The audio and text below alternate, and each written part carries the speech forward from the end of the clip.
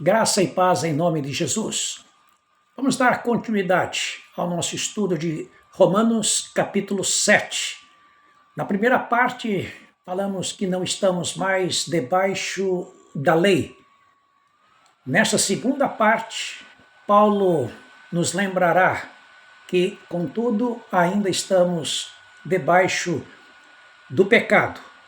Não mais debaixo do poder do pecado, mas debaixo da presença do pecado. Paulo vai aplicar o ensino sobre a lei e o pecado existente em nós. Porque bem sabemos que a lei é espiritual. Isto é importante entendermos. A letra em si, não, mas o conteúdo, a essência, o propósito, estes são espirituais. Não é o cumprimento da letra que nos aproxima de Deus, mas o caráter que ela apresenta.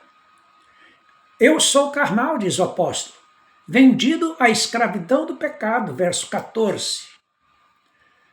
Paulo está falando deste corpo material, deste corpo que está vendido, preso, manchado, contaminado pelo pecado. Vou colocar a questão de uma outra forma. Jesus já nos salvou.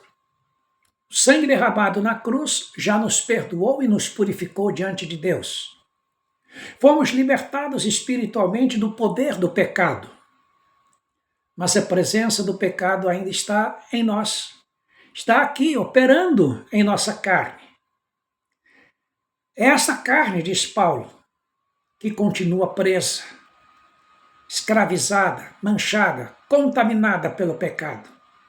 Estamos aguardando o dia da redenção, quando este corpo carnal será revestido de espiritualidade, este corpo mortal será revestido da imortalidade, este corpo corrompido será revestido da incorruptibilidade. Aí sim estaremos livres da presença do pecado.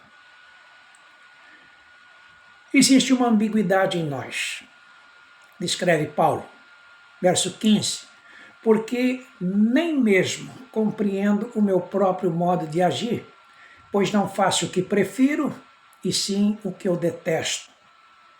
Agora eu sei o que é bom, eu sei o que é ruim, eu sei o que é certo, eu sei o que é errado, o que convém, o que não convém, o que agrada a Deus, o que não agrada.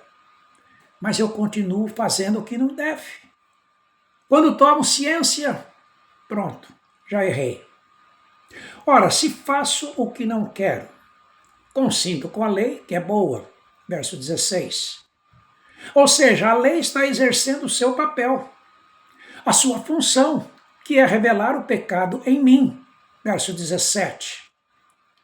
Paulo não está tirando a sua responsabilidade no ato de pecar. Ele está explicando que a vontade de pecar não é mais a sua, porque o seu eu interior quer agradar a Deus.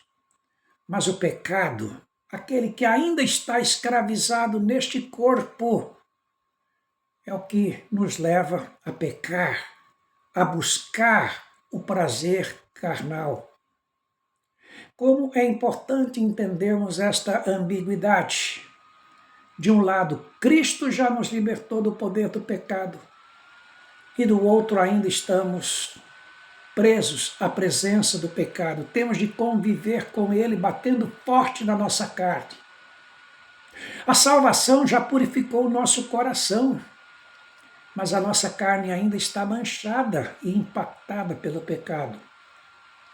Porque eu sei, confessa Paulo, isto é, na minha carne, não habita bem algum, pois o querer o bem está em mim, está no coração, não porém o efetuá-lo, verso 18. Nesta natureza terrena que ainda possuímos, a luta é muito desigual, porque não faço o bem que prefiro, mas o mal que não quero, esse faço, verso 19.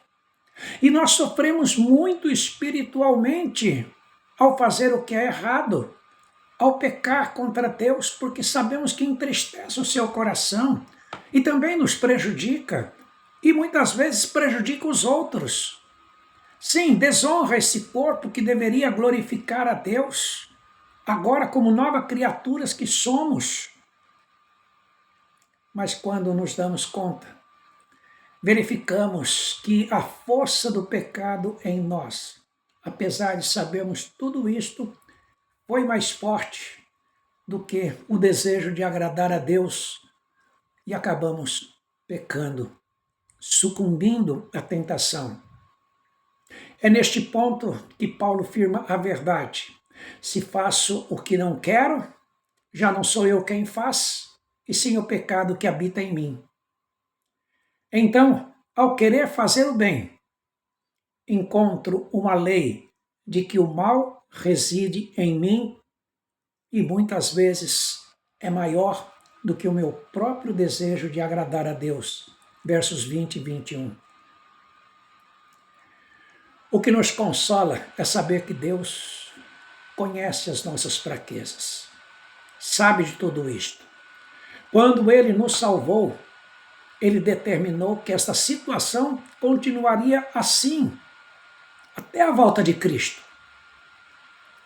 Ele determinou também que este tempo de provação seria um tempo para qualificar o nosso caráter, a nossa lealdade a Cristo, a nossa fé, a consagração da nossa vida e a nossa santificação. Este foi o propósito de Deus ainda fazer com que permanecêssemos com o pecado à vista. Deus sabe que continuaríamos pecando. Sabe que esta carne é fraca. Lá no Getsêmani, Jesus afirmou isto antes de ser preso, julgado e condenado e morto pelos homens. A carne é fraca. Deus sabe que não resistiríamos ao poder do pecado em muitos momentos. No entanto, Ele quer ver a nossa vontade de fazer o bem, o nosso esforço, a nossa luta, a nossa busca, a nossa dependência dEle, a nossa dependência dos recursos que Ele coloca à disposição para vencermos o pecado. Deus quer ver a nossa consagração pessoal para fazer a sua vontade, para glorificar o seu santo nome. Romanos 6,19 diz que assim como antes oferecestes os vossos membros para a escravidão da impureza e da maldade para a maldade, assim oferecei agora os vossos membros para servirem à justiça para a santificação. Porque fostes comprados por preço. Assim, pois, glorificai a Deus no vosso corpo. Sim, antes, com muita facilidade, oferecíamos os nossos membros ao pecado. Agora, com muita vontade, precisamos oferecer os nossos membros em santificação a Deus. Para tomar as decisões que Deus espera que tomemos, nós precisamos enxergar o que Deus está vendo. E o que é que Deus está vendo? Porque no tocante ao homem interior, tenho prazer na lei de Deus, mas vejo nos meus membros outra lei que, guerreando contra a lei da minha mente, me faz prisioneiro da lei do pecado que está nos meus membros. Versos 22 e 23. Foi neste sentido que no capítulo 6, do verso 11, Paulo disse: considerai-vos mortos para o pecado. Sim, quando bater a tentação, precisamos dizer para nós mesmos que estamos mortos para o pecado. Fazei, pois, morrer a vossa natureza terrena. É um exercício deliberado da nossa vontade, no momento que estamos sendo tentados. Então conclui Paulo: desventurado o homem que sou. Quem me livrará do corpo desta morte? Graças a Deus por Jesus Cristo, nosso Senhor. De maneira que eu de mim mesmo, com a mente, sou escravo da lei de Deus.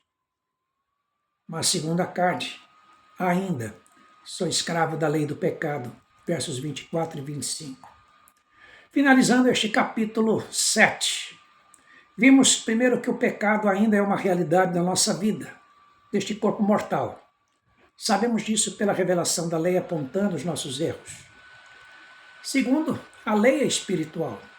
Em si ela é boa, mas não tem a finalidade de salvar, pois quem salva é só Jesus.